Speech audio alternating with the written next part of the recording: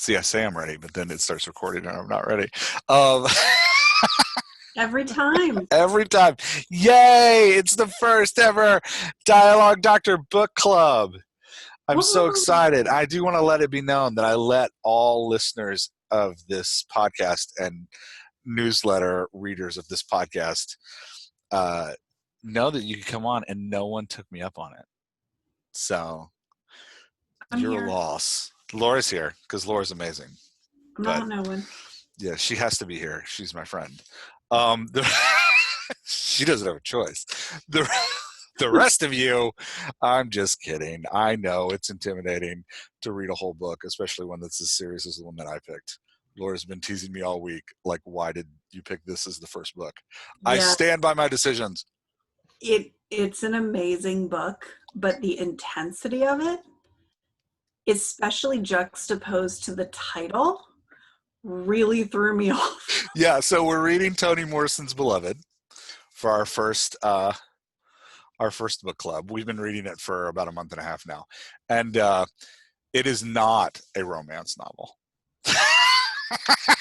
In case you were wondering, There is a lot of love in it. there's a lot of love in it, but it is not. It is not a book for the faint of heart. It is not a beach read. It's not a beach. You're looking for a beach read? You're looking for a fun summer read. Beloved is not that, but it is a masterpiece. This book is amazing, and And Toni Morrison is amazing. Toni Morrison is amazing.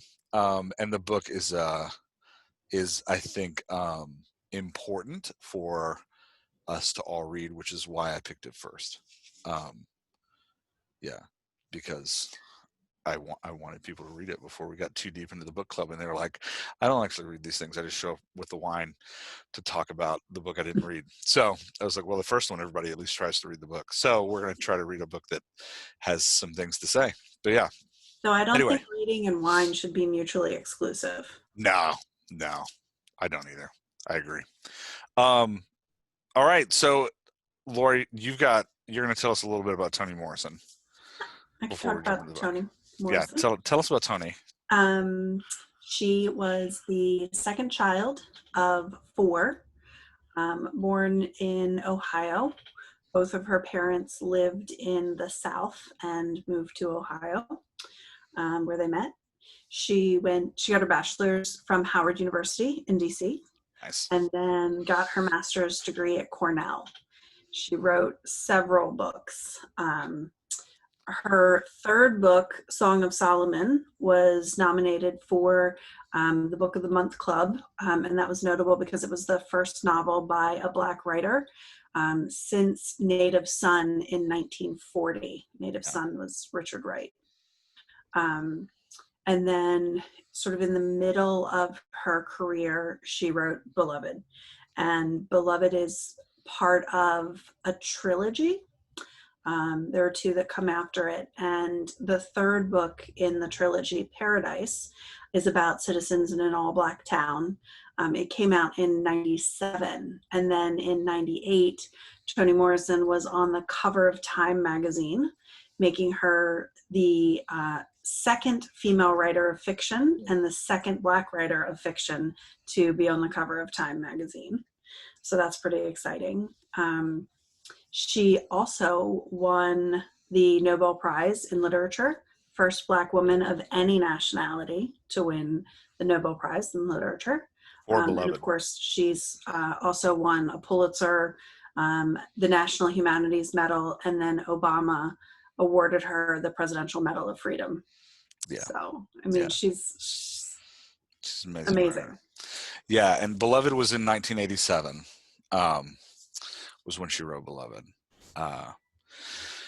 So let's get into the story a little bit. And just to be clear, right, like we're writers / editors reading masterworks in order to talk in order to learn from them. That's the point of this book club, because it's easier to read like movie scripts and be like, look at what they're doing in this movie script, but that's just not the same as reading through a book. At the same time, I can watch a movie in 2 hours, but it takes me like 40 days to read a book like Beloved, because again, this ain't no beach read. So Yeah, so all that to say, what we're going to do is we'll talk about the story, but I don't want to spoil it for you. So we're not going to talk about the ending of the book, and we're not going to talk about the plot points because this is, I mean, we will a little bit, but this is the Dialogue Doctor Book Club. So we're going to talk. What we're going to do is we're going to kind of talk about our impressions of it, and then read a couple scenes and talk about the dialogue in those scenes because, yeah. So the story is about people who have escaped slavery in, I don't even know what year the book takes place in. I don't know either. It's not very clear. It doesn't need to be, but they've escaped slavery in the South, and specifically a woman, Sethi, and her daughter, Denver, and very quickly in the first chapter, a man that Sethi was enslaved with, Paul D, shows up, and they're all living in this small house together. And then about midway through, and the house is haunted, and about midway through, a new woman shows up named Beloved.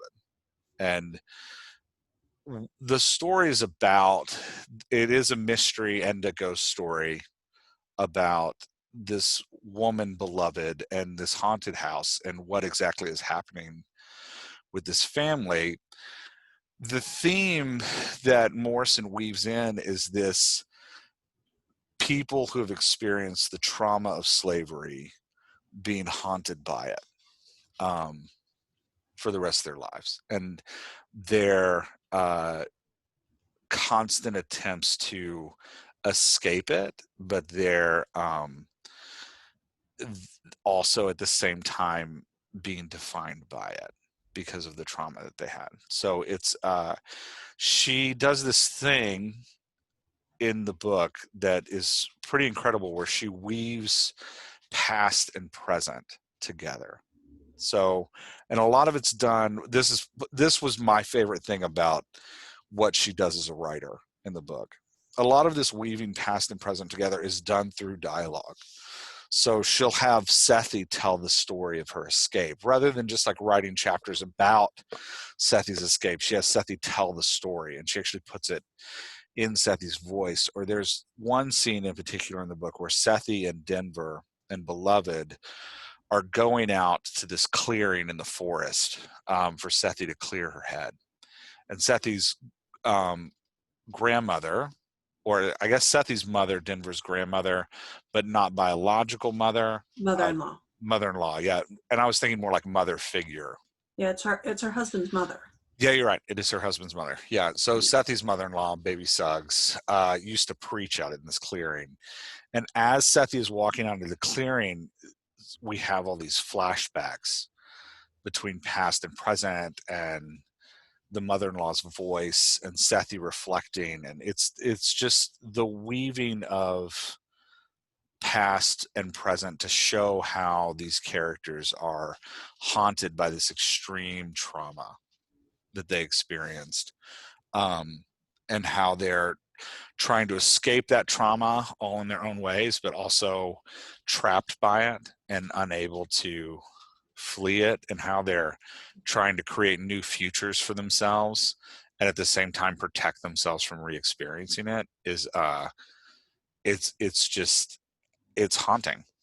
I mean, the setting of a ghost story to describe the impact of slavery is brilliant and beautifully written, and seriously, like I would read it. I would read, several, like two or three chapters, and then just have to like sit up at night and think about what I just read.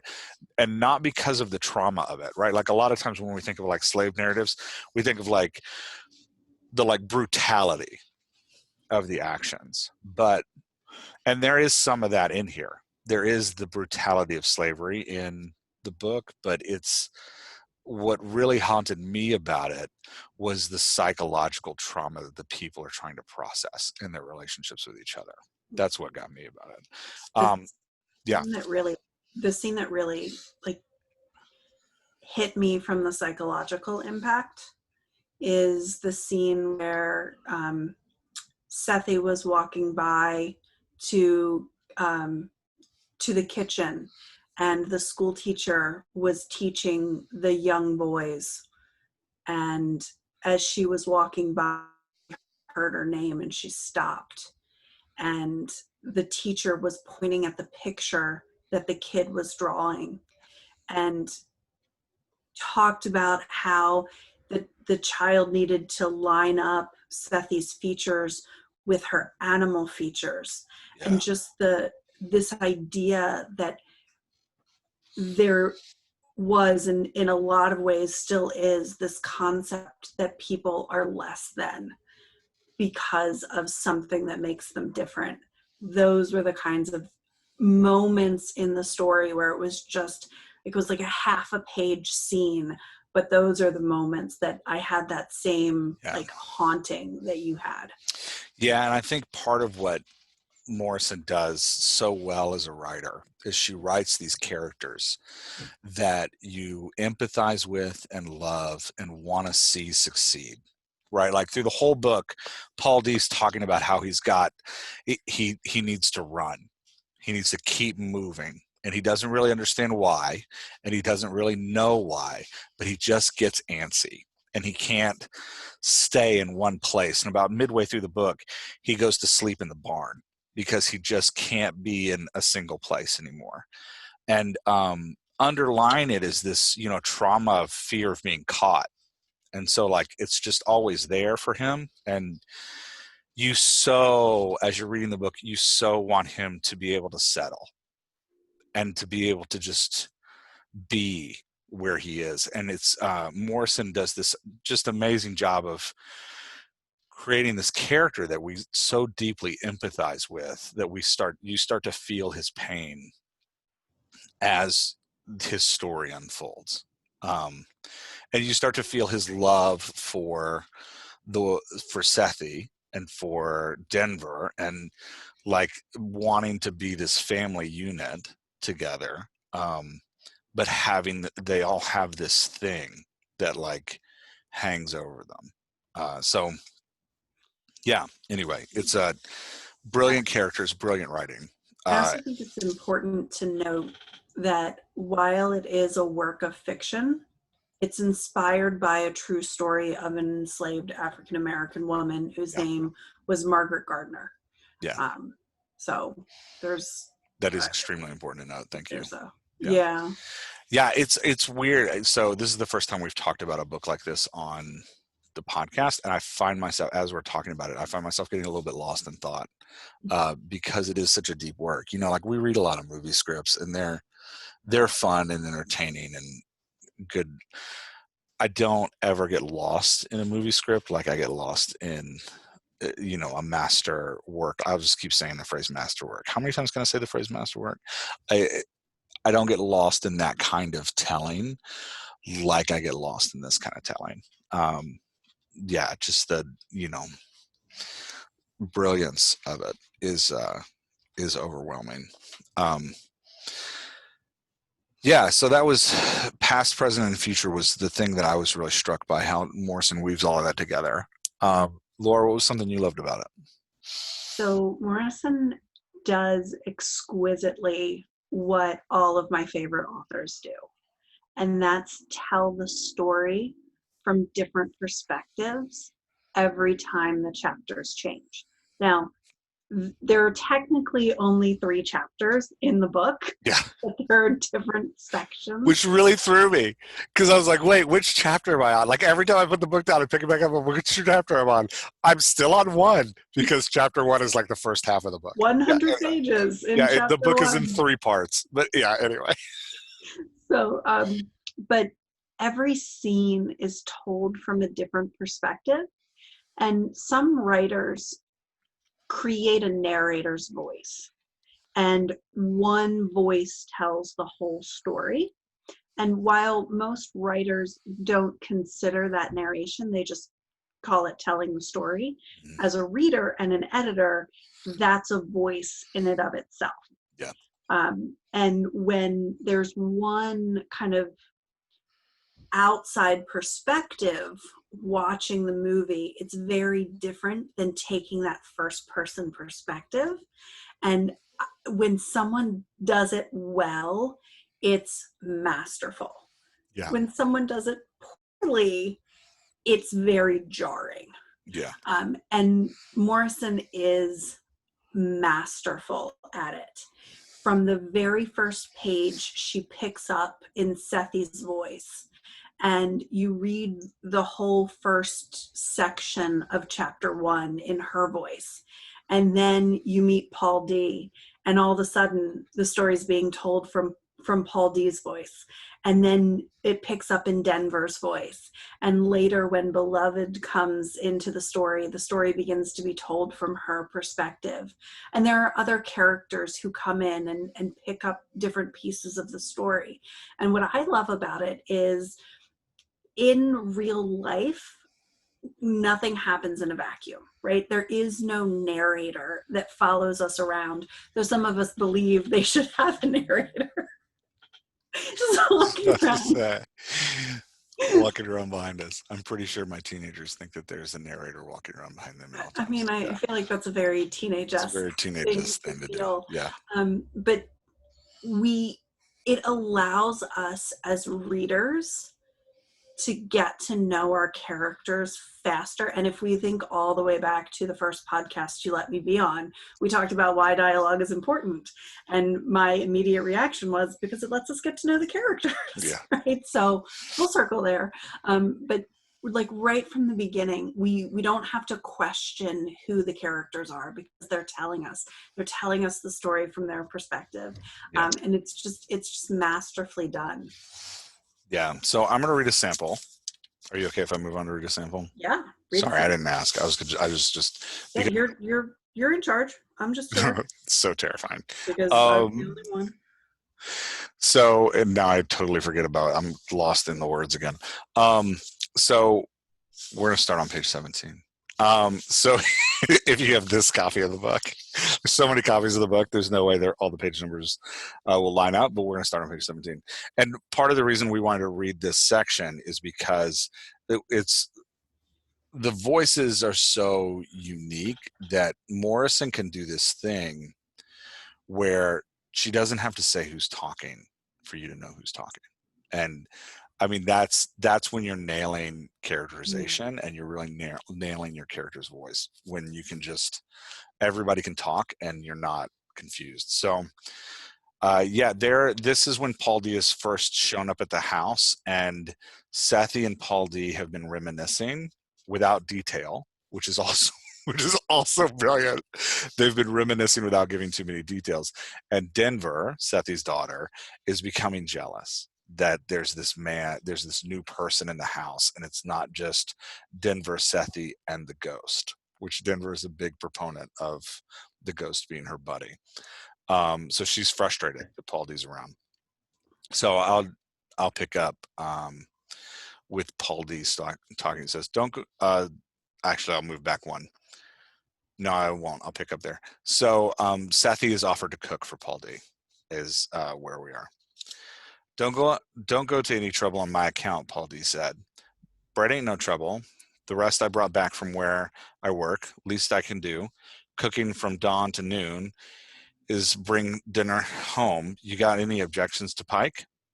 If he don't object to me, I don't object to him. At it again, thought Denver. Her back to them, she jostled the kindling and almost lost the fire. Why don't you spend the night, Mr. Gardner? You and Mama can talk about Sweet Home all night long. Sethi took 2 swift steps to the stove, but before she could yank Denver's collar, the girl leaned forward and began to cry. What's the matter with you? I never know you to behave this way. Leave her be, said Paul D.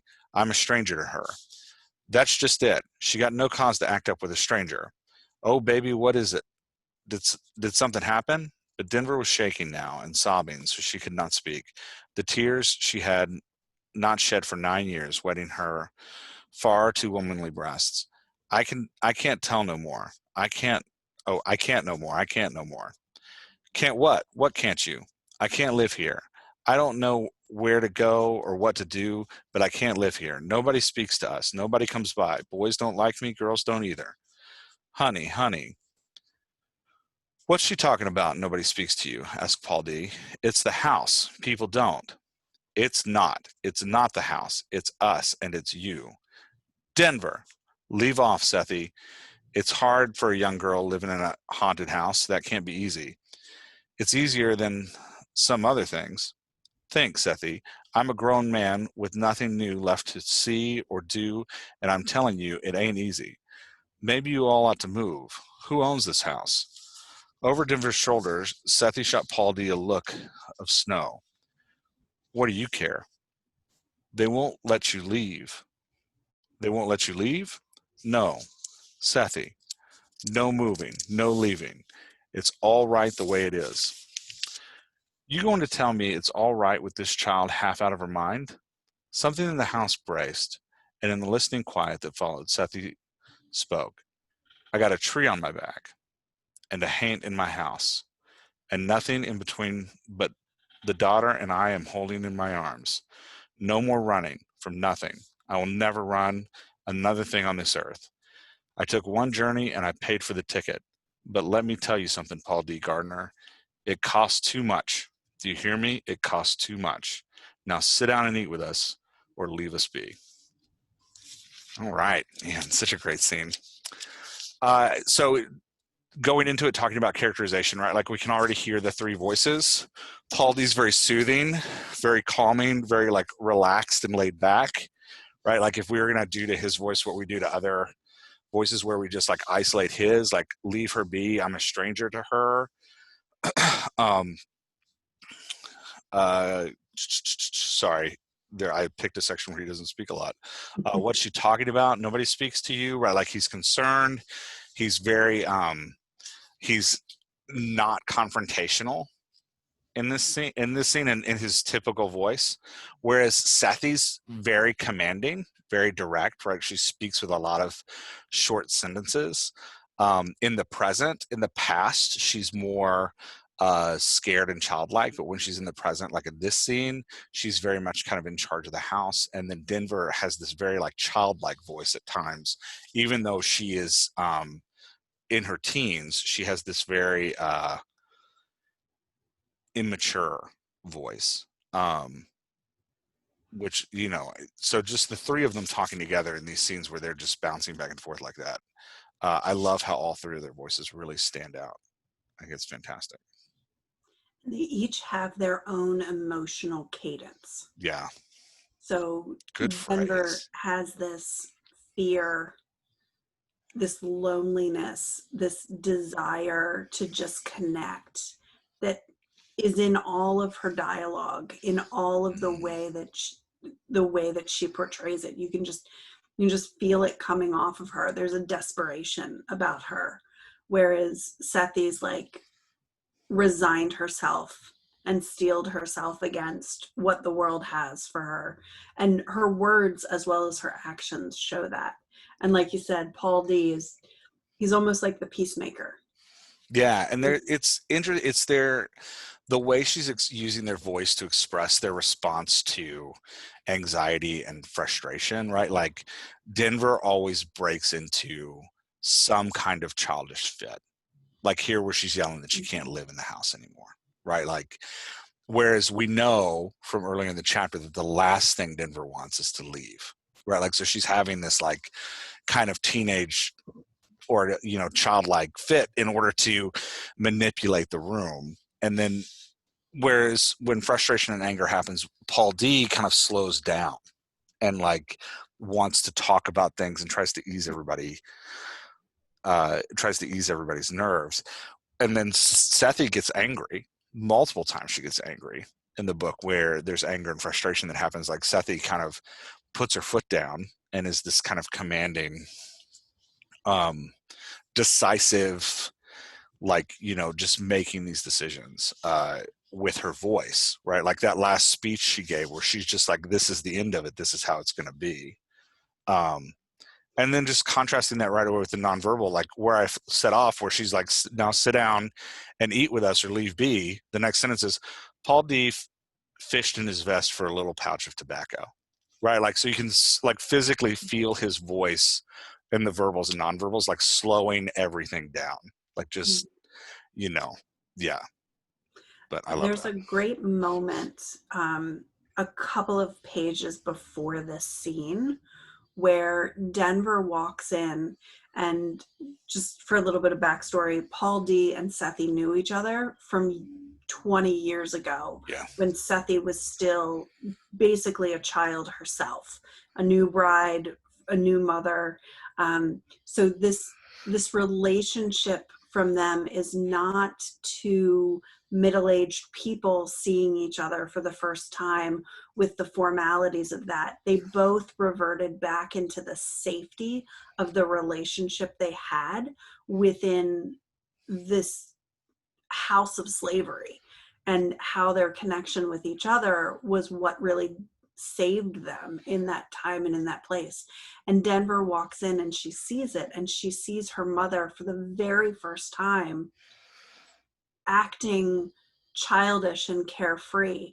And she explains how she has seen her mother take on feat after feat after feat with never breaking stride from the place of strength and control.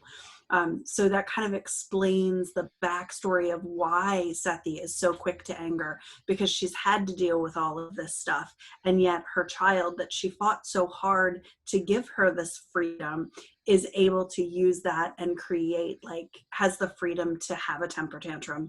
But on the other hand, Sethi's like, I don't have the freedom for that, so why should you? Yeah. So the anger of that is, it's really interesting to kind of be able to see where that voice comes from. So for those of you who are actually taking the dialogue doctor class, this is where there were a lot of questions early on when we were talking about the character wheels and how do you create your character wheels and how do they align with plot and story. What the character experiences often drives what their voice is going to be. So Sethi's experience in slavery, her experience of escaping slavery, her experiences after the escape, they are all creating this voice. So all the things that Jeff was saying about, sorry, I'm like talking to the audience and not talking to you now. That's totally fine. You're But saying good things. I'm totally enthralled. when you're talking about how she speaks in short sentences, she's very commanding. The words that she uses are commanding, but also the way that she's structuring her sentences. Yeah. There's no room for argument. There's no room for back talk. It's, this is the way it is. Yeah. And that all comes from her experiences. Yeah, just to read that last shot that she gives again, right? I got a tree on my back and a hate in my house and nothing in between but the daughter I'm holding in my arms. No more running from nothing, right? Like there's, her dialogue leaves no room for conversation, like you're saying. Like it's the final word in what's going on. It's yeah, really, really amazing writing. Anything else about this scene you want to talk about before we move to the next one? No, I just, again, so yeah, there is one thing about this scene. The grammar in this scene is extraordinary when you know that the writer has a master's degree from Cornell. Yeah. So the more education a writer has, the more their voice tends to become formalized and officialized, because that's what they teach you in school. They teach you sentence structure and storytelling that has a beginning, a middle, and an end. Yeah. They teach you all the rules of grammar. And when we write dialogue, we have a tendency to allow that grammar of our writing to roll into our dialogue, making our writing formal and sometimes forced in a scene where it should be playful or friendly or joyful, or in this case, intense and emotion ridden, which I guess is kind of intense as well. But the way she's able to keep the voice of the character true to the grammar that they use consistently, page after page after page. I mean, that is a feat, to be able to get into somebody's voice that much that you never break stride in it. Yeah, and to be clear, the prose, which we're going to read some prose in a minute, are impeccable, right? Like, so it is a voice thing Toni Morrison is doing, right? Like, it's the intentional cadence of these characters is fantastic. Yeah, and I feel the need to say this right now because I know when I was a new author, I'd hear somebody say like, "Oh, this is really good," and then I'd want to go try it. And I've had a lot of authors since I started doing this in August. I've had a lot of authors ask me, "How do you feel about accents, writing accents?" So this is a good place just to say that unless you have a direct connection to the nationality or culture you're writing, or you build a team of people who will come around you and check what you're doing, do not write accents. So I just it is too easy, even with the best of intentions, to slip into insulting others or diminishing someone. Mm-hmm. We just don't do that. Don't do that. So, for example, I have a detective series where the lead detective is an African American woman. Before I published anything, before I wrote more than 10,000 words, I wrote my first couple chapters, and I got a team of 9 really central African American women of the same age of the character I was writing, but I ran it by over 20 and had them read that character and make sure that I was getting that character appropriate for the culture, and for her background and for who she was. And, long conversations with them about her heritage and how that heritage was impacting her voice. And even things like, hearing from them that how she was styling her hair was really important. So intentionally putting repeated scenes in the book where she styles her hair and having them read it and make sure that it reads authentic to who the character is and who they felt would represent them well. So you can do it, but you better work at it if you're gonna if you're gonna do it meaningfully. So yeah, all that to say, please don't now go and try to write your own version of Beloved. Yeah. So sorry, I felt the need to add that disclaimer as we're talking about really great dialogue writing and breaking grammar in order to match these characters' histories and culture and personas. Just need to put that in there. Absolutely. Yeah. And, Jeff, as you're talking about it, that's really important as we're talking about race and ethnicity, but it's more than race and ethnicity. It's diversity in general, Yeah. right? So gender diversity, ableism diversity, socioeconomic diversity. Mm-hmm. Don't try to write somebody's socioeconomic status if you've never lived in their shoes, because you're going to end up offending. Yeah, or at Even least intentionally appreciated and learned right. from their shoes, right? Like you can't write every character as you, right? Like you just can't. Like, the reason I wrote an African American female detective is because I didn't want to see more cis white male detectives in the world, right? Like we just don't need another because Right. we had Sherlock. It's good, we're good. So I wanted to bring a character into the world that could speak something, say something that was that I felt was meaningful. So yeah, but and I think as writers we all want to do that. It just you have to do the work to do that right. Yeah, so don't just play with it. It's not something to play with. Absolutely. Hot stove, don't touch it. I also think before we move on from this, I Yeah. think now is also a good time for us to acknowledge the fact that we are two white people of privilege reading a book about slavery and the impact that it has on us. Yeah. And how the impact it has on us is going to be different than it has on others. So I think just acknowledging that and our privilege as we look at this, I think is an important thing as well. It's incredibly important. Thank you for doing that. Yeah, and and I didn't just so you know, listeners know, I didn't choose this book lightly as the first book. And I was intentional with my choice because for me, elevating diversity is incredibly important. And if I can give a platform to something that you may not usually read, like, the first female woman of color to win a Nobel Prize, well, we're going to read that book first, right? So let's read that one first. I think it's important that we put that front and center because that's something I value. So in my podcast, I get to do what I want. So I'm gonna but all that to say, I know this is a hard book, and that for some people it might be triggering. You got to judge that for yourself. But yeah. Okay, let's move on. Keep talking about the dialogue.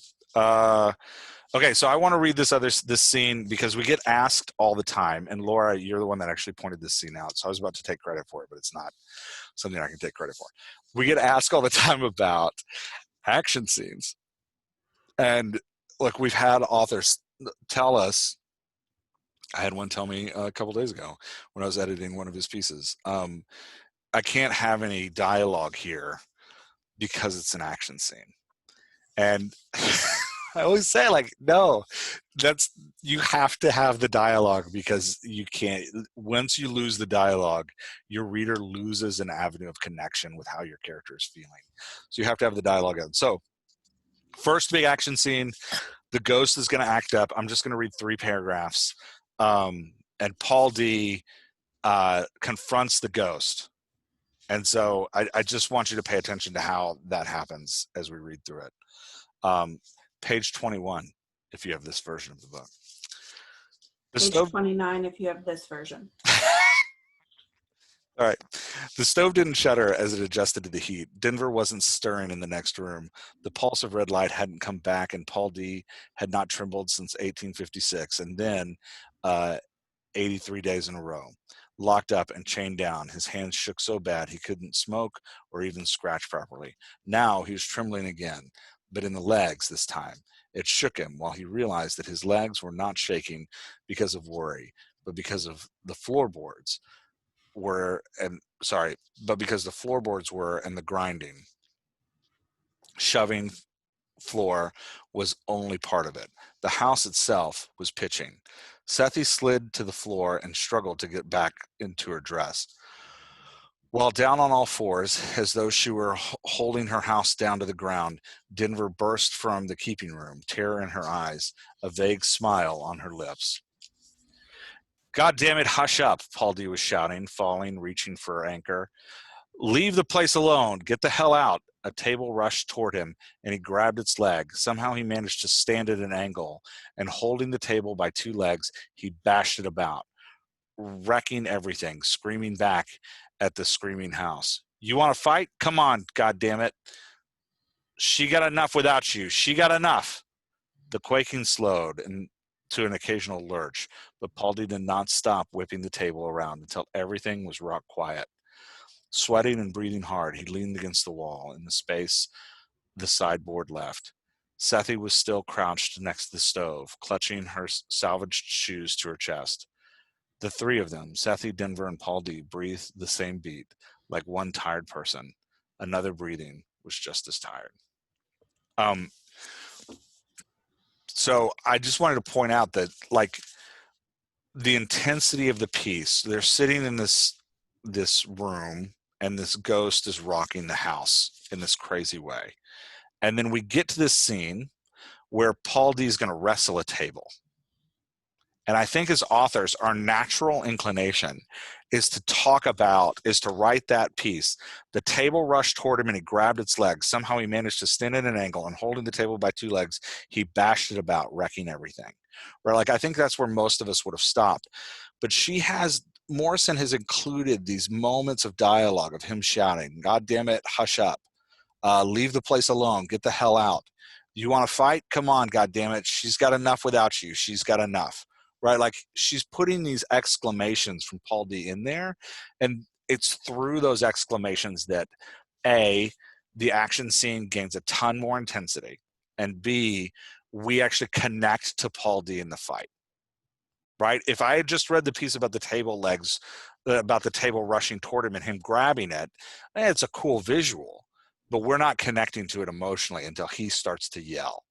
And she even puts his first, I love how she wrote it, because she's got these paragraphs of action, right? I'm just going to hold it up. You got paragraph of action, right? Like, and then you turn the page, although you're not turning the page, but the first thing that happens when he takes action is he speaks. So like when Paul D enters the fight, the first thing that he enters the fight with is his words. And I think there's something really brilliant about that our characters speaking in intense action scenes gives our characters agency and brings empathy into the conversation so that we can connect to how the character's feeling in the fight. And so we have to keep, like, even in these intense action scenes, we have to keep the characters talking, right? Like, we got to find ways to get their exclamations in these paragraphs just to kind of build out that emotional tension that we want the reader to feel in this, like, intense action scene. And as you can see what she did, none of that felt forced. No. All of it felt really natural in that moment. Whereas, we have a tendency when we're writing to just think about action and dialogue. When we think we actually start watching our lives, those things happen in tandem with each other all the time. Rarely do we ever just sit and talk. We're typically having a cup of coffee or drinking a glass of wine and talking. When we're in a meeting, we're taking notes and we're talking. Like, there's always an action that's happening. Not always, obviously, but the majority of the time in real life, action and words are happening interchangeably. So the way that she created this, it just feels really seamless. And as a reader, we want to know more about Paul D, especially because his voice in this moment is so different than his voice 3 pages before. And for those of you who are taking the dialogue doctor class, this is where the character wheel is really important. We have Paul D's baseline state where he's calm and he's the peacemaker and he's always looking to make things better for people around him. And when he's pushed, he's going to stand up and he's going to be strong and he's going to demand excellence for the people around him that he loves and he cares about so much. Yeah. And he's going to fight for them. And you can hear it in his voice. And it's such a cool moment, both as a reader who just wants to feel the intensity of a scene, but also from an editor looking at that going, that's what we all strive to do when we publish, right? This is what we all should aspire to be. Yeah, if only we could write this way. Thank you for bringing that out. That modulation of the voice is just beautifully done. So I don't know if I want to read the third scene. That seems good. We should read the third scene. So the third scene we picked to read. Did you want to say anything else about that scene, Laura? No, I think that kind of sums those two scenes up. Okay. So the third scene we picked is on page 127. And I picked this one. I picked because so we've read a scene of the characters talking and the kind of brilliance of that dialogue and the characterization of it. And at this point in the story, I'm going to read a little bit from Paul D's backstory, where he gets, I won't ruin for you why, but he finds himself in a prison camp where he's literally living in a hole. And then they pull him out during the day to work, and then they put him back in this hole where he lives. And it is his lowest point. And it's the story is the story of his escape.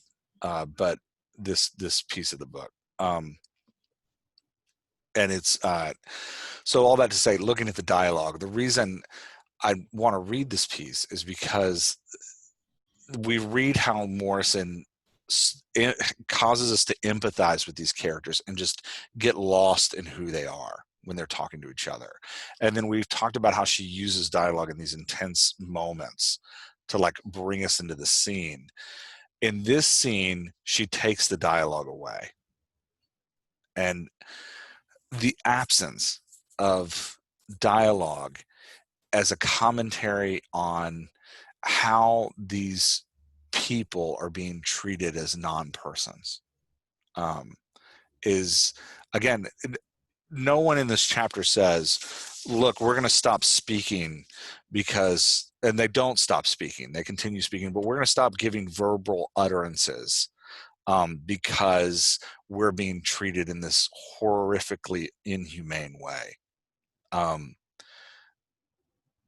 It's you know, it's one of those things like, how do you even start to describe Morrison's writing here in this, you know, playing with the dialogue to communicate to us the horror of what's happening to Paul D. So I'm just going to read a little bit of it. Before you read it, for those of you who are following along at home, I heard this while you were reading the last passage, and I just want to make a link to the passage that we just read and what you're about to read. The pulse of the red light hadn't come back, and Paul D was not trembling since 1856, and then for 83 days in a row, locked up and chained down. His hand shook so bad he couldn't smoke or even scratch properly. So this scene that Jeff is about to read is the connection to that. Yeah, we're now getting revealed 100 pages later what that moment is, right. Which is what I was talking about when we first started talking about the book. Like, that's a great example of how Morrison is playing with the past and the present all the time. And she's like constantly playing with the, like, these foreshadowing statements that lead you into the story and like build this mystery, right? Like foreshadowing statements that build this mystery of the characters that then she unveils just a little piece at a time until finally at the end of the book, you have this deep, deep love and staggering pain for these characters and what they've, the lives that they've lived. So anyway, and what they've had to overcome. So yeah, 127. Thank you for making that connection. It was really good. We didn't plan that. Yeah. It just, as you were reading it, I was like, oh, that's the next thing he's going to read. Yeah. Okay, so 127.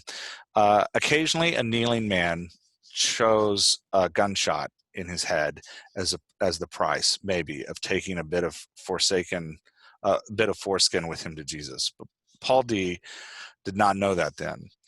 He was looking at his palsied hands, smelling the guard, listening to the soft grunts so like doves, as he stood before the man kneeling in the mist on his right.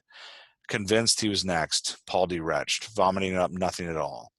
An observing guard smashed his shoulder with a rifle, and the engaged one decided to skip the new man for the time being, lest his pants and his shoes got soiled. Hi! It was the first sound, other than yes, sir, a black man was allowed to speak each morning, and the lead chain gave it everything he had. Hi! It was never clear to Paul D how he knew when to shout that mercy. They called him High Man, and Paul D thought at first the guards told him when to give the signal that let the prisoners rise up off their knees and dance 2 steps to the music of hand-forged iron. Later he doubted it. He believed to this day that the Hi at dawn and the Ho when evening came were the responsibility High Man assumed, because he alone knew what was enough, what was too much, when things were over, when the time had come. So I'm going to skip down a little bit, but I love that piece about using that verbal utterance of hi and ho and how that, like, those non-words worked into this paragraph give Paul D this connection to this other character, and just the way that Morrison is working in this dialogue into this prose is just, I found really incredible. So moving down later on the page, the successful ones, the ones who had been there enough years to have maimed, mutilated, maybe even buried her. They're talking about the women of their memories. Sorry, they sing as actually, I should back up. I'll back up. So he's talking about us. They sang yeah, there we go. They sang the women they knew, the children they had been, the animals they had tamed themselves or seen others tame. They sang the bosses and the masters and misses of mules and dogs and the shamelessness of life. They sang lovingly of graveyards and of sisters long gone, of pork in woods, meal in the pan, fish on the line, cane, rain, and rocking chairs. And they beat women for having known them and no more, no more. The children for having been them, but never again. They killed a boss so often and so completely that they had to bring him back to life to pulp him up one more time. Tasting hot meal cake among pine trees, they beat it away. Singing love songs to Mr. Death, they smashed his head. More than the rest, they killed the flirt who folks called life for leading them on, making them think that the next sunrise would be worth it, that another stroke of time would do it at last. Only when she was dead would they be safe. The successful ones, the ones who had been there enough years to have maimed, mutilated, maybe even buried her, kept watch over the others who were still in the cock-teasing hug, caring and looking forward, remembering and looking back. They were the ones whose eyes said, "Help me's bad," or "Look out," meaning this might be the day I bay or eat my own mess or run. And it was this last that to be guarded against. For if one pitched and ran, all 46 would be yanked by the chain that bound them. No telling who or how many would be killed. A man could risk his own life, but not his brother's. So his eyes said, "Steady now, and hang by me." 86 days and done. Life was dead. Paul D beat her, but all day, till there was not even a whimper in her. 86 days, and his hands were still, waiting serenely, each rustling night for "Hi" at dawn, and the eager clinch of the hammer's shaft. Life rolled over dead, or so he thought. So I love about that how, again, Morrison is working dialogue in first through song, talking about what they're singing about. And I mean, we could talk all day long about the image of life and hope being something that they're trying to put to death. I mean, that the profound nature of what she's saying here about the trauma that these men experience and how they're coping with it by, one, uniting as kind of like a community on this chain, but two, putting hope to death so that it can't taunt them anymore. But then the way that she brings dialogue back after these two long paragraphs, she pulls it in as their eyes speaking to each other. You know, your heart just starts to ache when she hits that line. They were the ones whose eyes said, "Help me's is bad," or look out, meaning that the day they might eat my own mess or run. Right? Like when the voice comes back, it hits you like a truck. Yeah. Sorry, Laura, what were you gonna say? I was just gonna say, as you're getting into the voice coming back in, this scene, it's all told from Paul D's voice. Yeah. We heard it when he was in the kitchen. We heard it when he was fighting the ghost.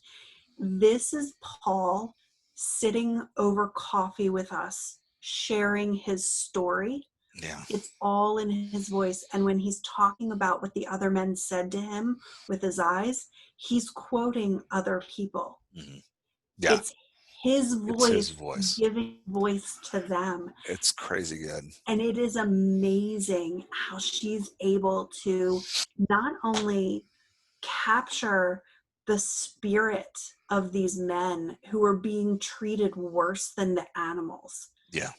and the spirit and the hopefulness in that they have, and how they're looking out for each other, and the camaraderie that they have. She's not only able to do that, she's able to do it and juxtapose that voice with a woman who's in a totally different place in her life, and juxtapose that with a child who's in a different place in her Yeah. life. It's just, Well, and the part of also, yes to all of that, and part part of also what I love about what she's doing here is by giving us Paul D's voice at his lowest moment and modulating that voice to talk about, one, removing direct language from him, right? Like we talked about earlier. There's no quotes from Paul D. Paul D's not trying to talk to the other men on the chain. There's no conversations happening in this piece. His voice is removed to show him at his lowest point.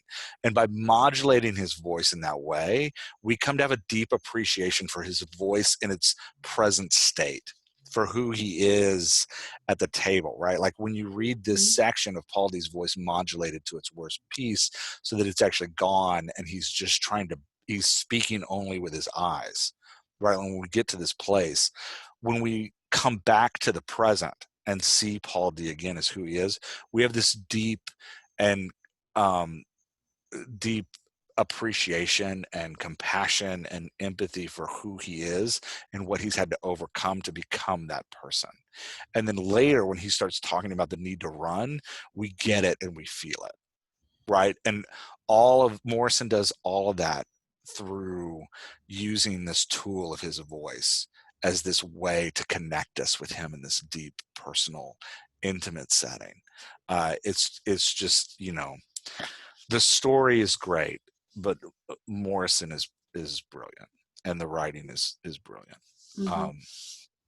Yeah. And again, from an editing standpoint, because I'm always going to come at something like this from an editor's standpoint, she did that in 2 pages.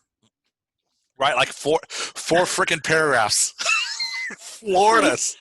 Right? Freaking floored us in 4 paragraphs and made me go, I love Paul D so much and want him so badly to escape this moment. Yeah. Right? Like, yeah. Yep. Yeah, it's just phenomenal. Yeah. We have this tendency as writers to feel like when we're writing the great American novel, it has to be huge, and it has to be, I mean, the whole book is 240 pages. And what's beautiful about what Morrison does is she makes you feel something. Yeah. Right? Like, make me feel, like, I know with like the write fast repeat that we're all doing in order to compete in the Amazon driven market, like I get that, like, making us feel something, but is hard because we just want to hit our plot points and we just want it to make sense, right? Like, I've been there, like I get it. But man, this is the writing that like lasts history, right? Like, this is, this is the stuff that makes reading unmatchable in an art form, right? Like the ability to, well, as Robert McKee says in his book in Dialogue, the ability to take a character's voice and force it into your reader's brain so that your reader has to imagine how the character sounds is the most intimate form of connection between a character and a reader. Movies can't duplicate it. The stage can't duplicate it, right? Like, this kind of writing is what makes reading so powerful. But yeah, so anyway, that's my rant about Dialogue and about why everybody should read Toni Morrison, even though it is not fun to read. It is beautiful to read. It is eye-opening and life-changing to read, but it is not fun. She does she finds a way, even in these moments, to give us hope. Yeah. And well, that last sentence, right? Like, oh, see, I closed the book because I just couldn't keep it open anymore. I was going to keep reading.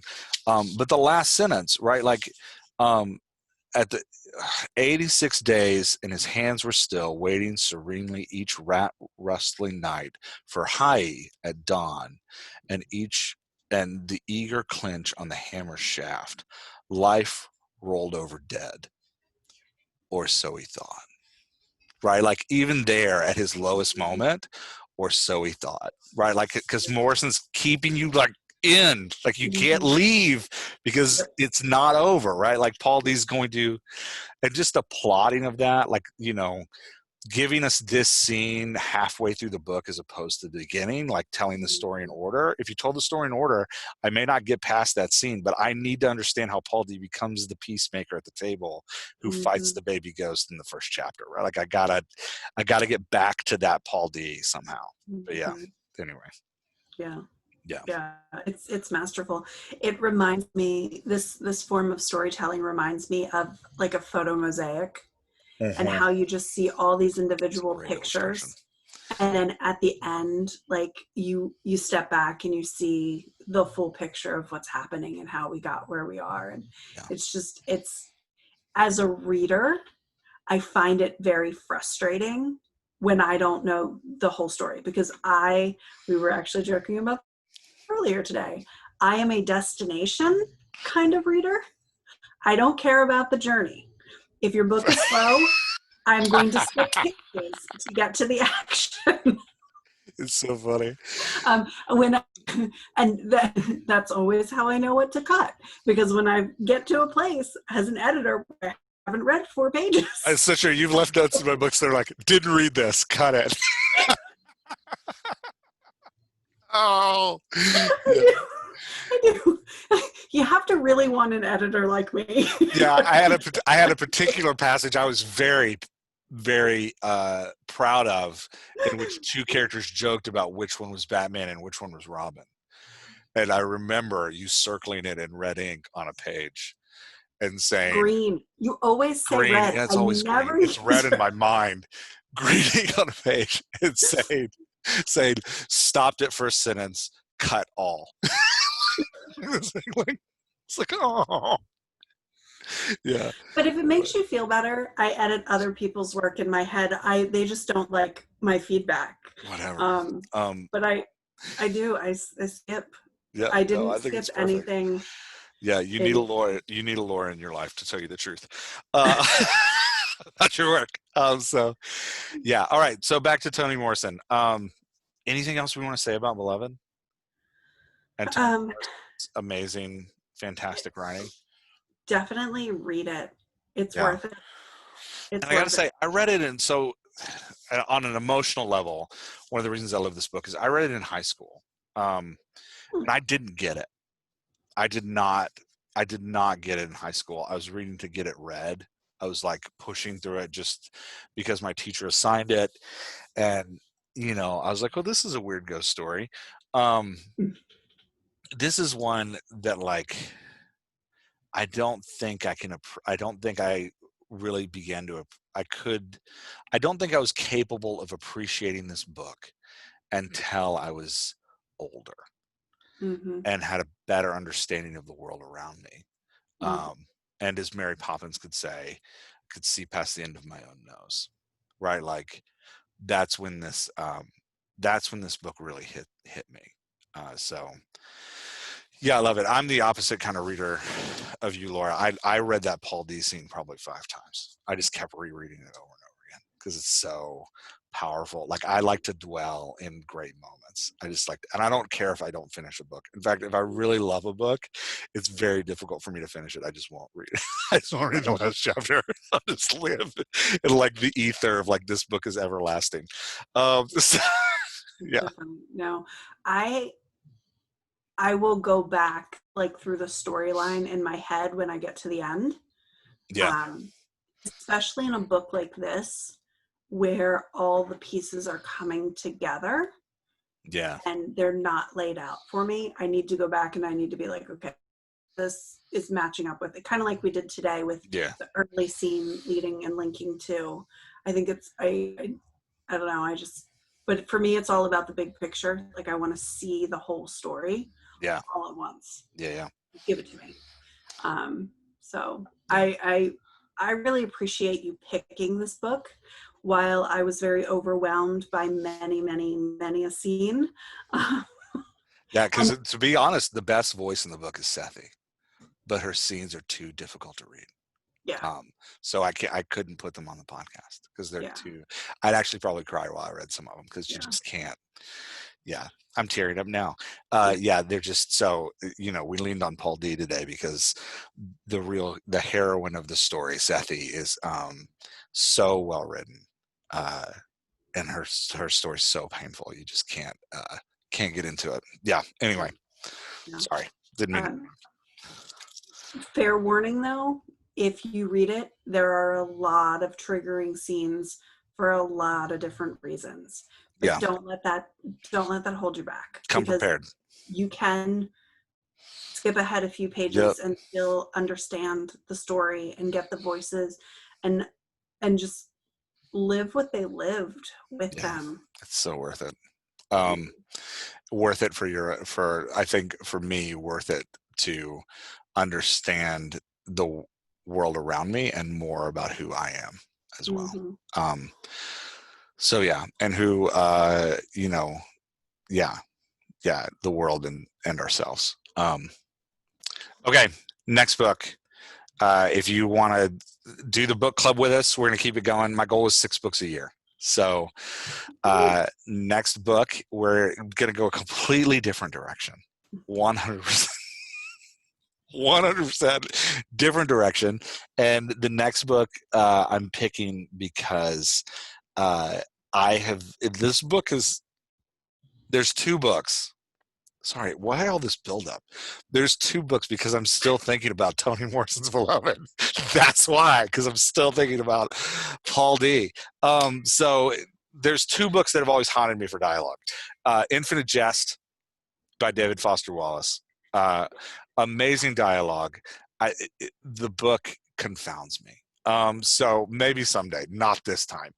I'm not ready for that. Plus, it's like 3,000 pages. Yeah, I don't.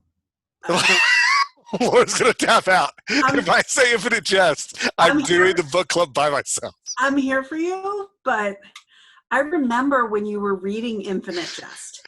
Like, I feel like you started reading it on one of our business trips, I and then did. like It 6 was on a months plane. later, we were on a plane going to another business trip. I was still reading it. And you were like 7 pages further along than you were before. You're like, what's this book about? I was like, I don't know. I was like, it's too smart for me.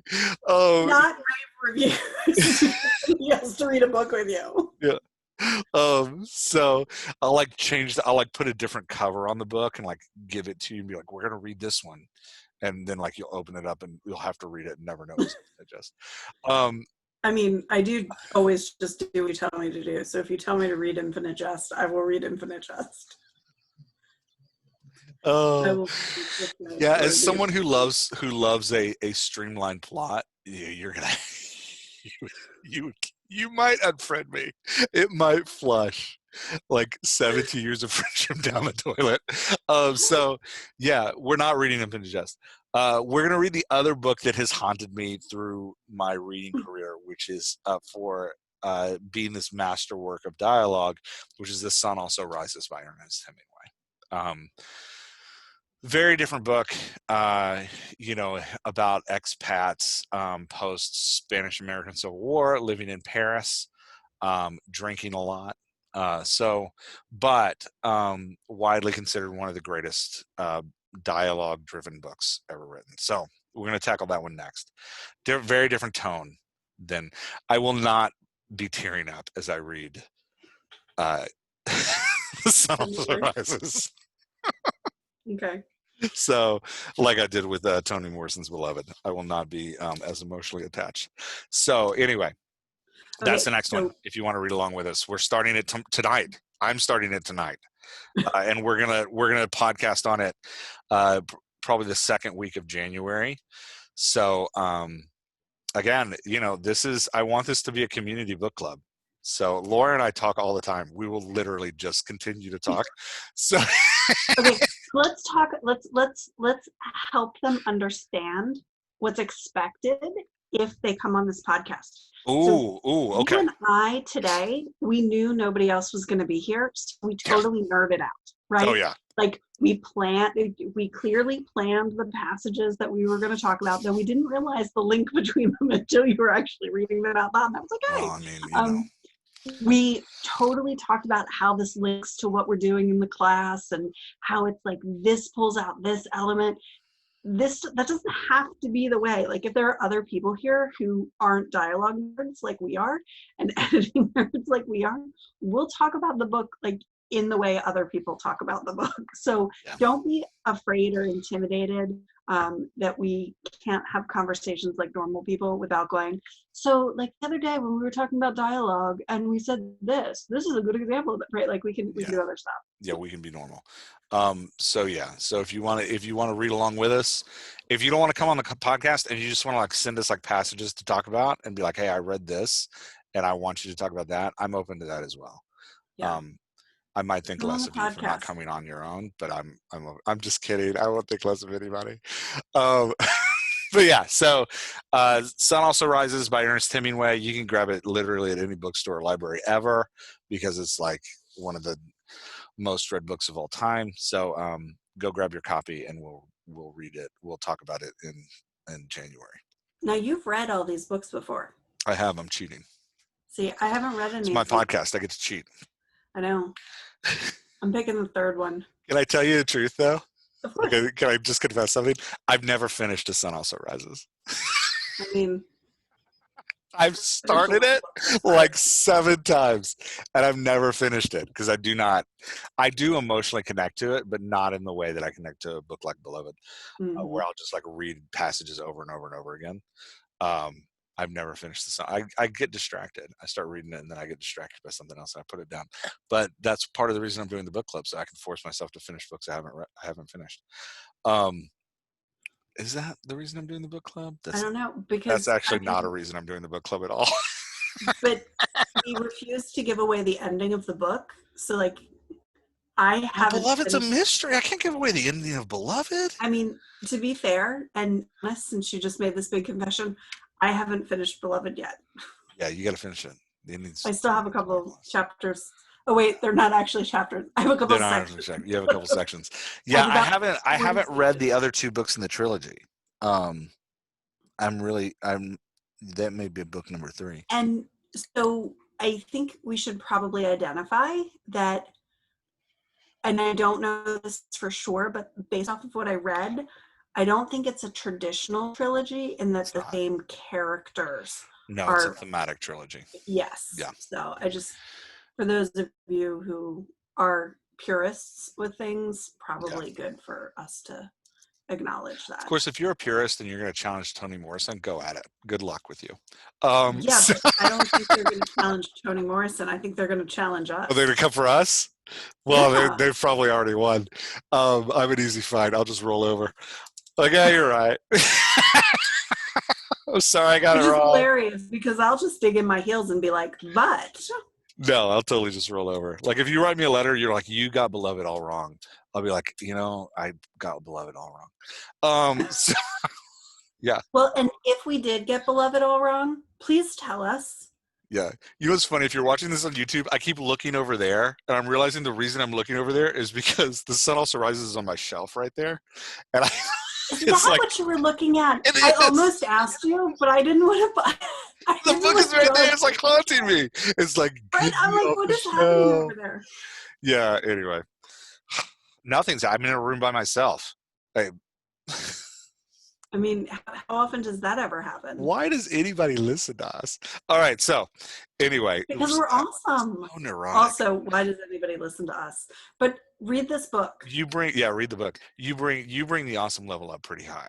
I bring the neuroses and anxiety, and you can bring the awesome. Though I do feel like you have to be nice to me since I'm the only one who shows up. I know. Otherwise, it'd be a book myself. I'd be weeping over Beloved on camera. I'd be like, this it's actually really good that you were here because there's no telling how much of the book I would have tried to live read. I wasn't here to stop me. I know. The one scene you were reading, I was like, oh, I thought we were going to stop there. No, I know. We said we were going to stop. You said this earlier. I was like, I'm getting to the end of this. This is so good. Yeah. But then I was like, oh, wait, I saw at the end. Maybe he'll just finish it for me. Yeah. That's right. So to be fair, I cannot listen to audiobooks because they don't skip the part. Oh, see, this is a confession. All right, we've deteriorated into our own pet peeves now. Sun Also Rises. We'll finish it in January. Go get your copy. Wait, what's the title of the book again? The Sun Also Rises by Ernest Hemingway. I know. I'm sorry, you said Sun it like Also 8 Rises. times. Did I? Yeah, but it's like good. I've said like masterwork like 50 times today. Masterwork. Brilliant. But Toni Morrison deserves it. I don't have any other words for her. I mean, damn. That's my word. That's my word. Damn. Dr. Morrison? Is she? I just assume she's a doctor. I'm giving her an honorary doctorate. I feel like she should have a doctorate. Oh, God. Somebody, if she doesn't. In June of 2005, University of Oxford awarded Morrison an honorary doctorate of letters degree. That's appropriate. She needs to be a doctorate of Oxford. That's super appropriate. Yep. All right. I'm turning off the recording before we continue. Bye, everyone.